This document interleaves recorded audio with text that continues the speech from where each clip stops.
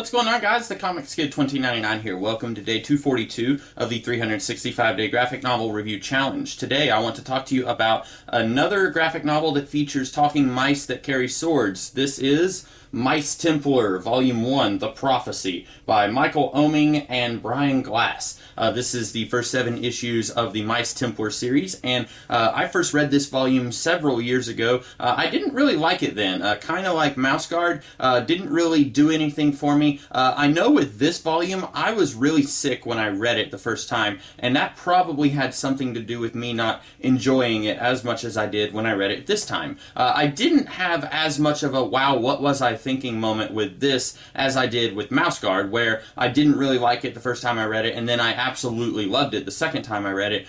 With this, I didn't really like it the first time, and then the second time I read it, I was like, okay, that was better than I thought it was the first time. It was okay.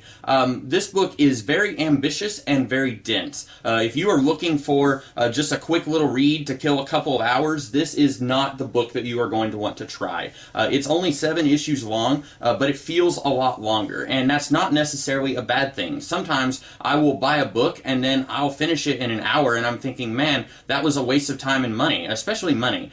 These days, whenever someone has a limited amount of funds and they want to buy a story, be it a movie or a box set of a TV show or a graphic novel or a novel or anything, if you buy something and then you finish it a lot faster than you thought you would, then you're thinking, okay, the amount of money that I spent was wasted because I could have spent it on something that would have taken me a lot longer to finish, or something like that. Surely I'm not the only one who thinks that way. I think that way all the time. That's why I buy most of the stuff that I buy used. With this book here, retail price, it went for about $18, and this is one of the very few times where I feel like this collection would have been just about worth the retail value that they priced it at, because it's 7 issues long. It feels a lot longer than that. Each issue feels very dense, very crammed with all sorts of stuff going on, and then on top of the comics that are collected here, there are several essays on mythological connections between real-world mythology and the Mice Templar world, and then there's also a short story that predates this actual ongoing series that was put on the internet. They explain that a little bit here.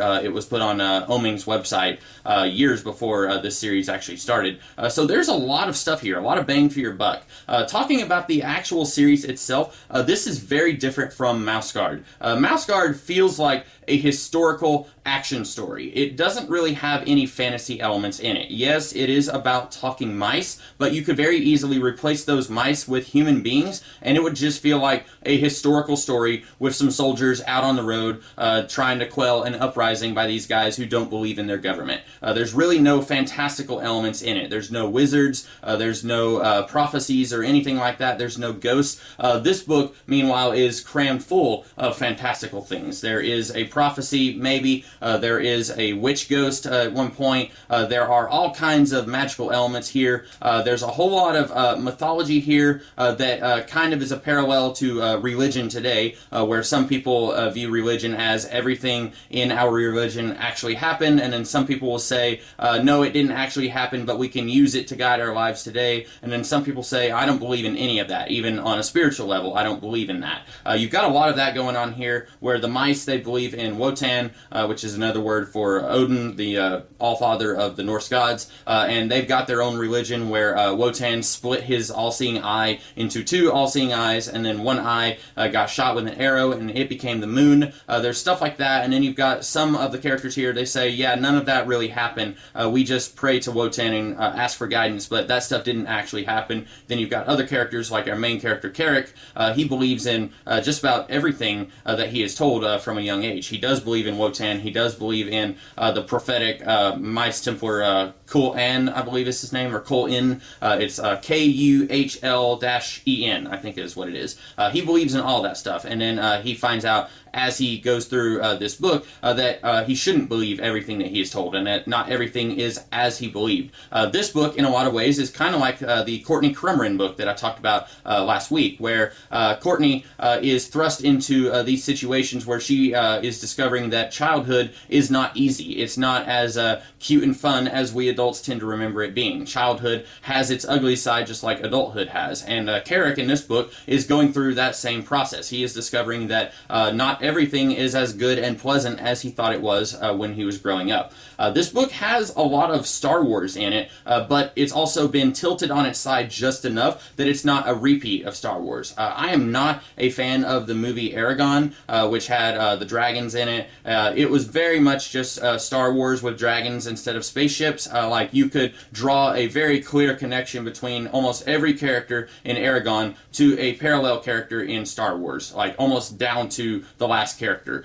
This book, at times I was thinking, okay, here's our Obi-Wan Kenobi character, here's our Luke Skywalker, here's our Darth Vader over here, here's our evil Emperor, but then they pull the rug out from under you, and you're thinking, oh, okay, so these characters aren't really the ones that I was thinking at all. They really shake things up, and they do a really good job of doing that too, because there are hints and there are seeds of doubt spread out throughout the first half of this book, where I'm thinking, okay, this is a character who's kind of like Obi-Wan Kenobi, but he seems a little bit more untrustworthy. Maybe he is, and it's really good, and maybe I've spoiled too much already, I don't know, but it's really good about making you think that everything is fine and this is going to go in a certain direction, and then it goes in a completely different direction. I really like the way that it does that.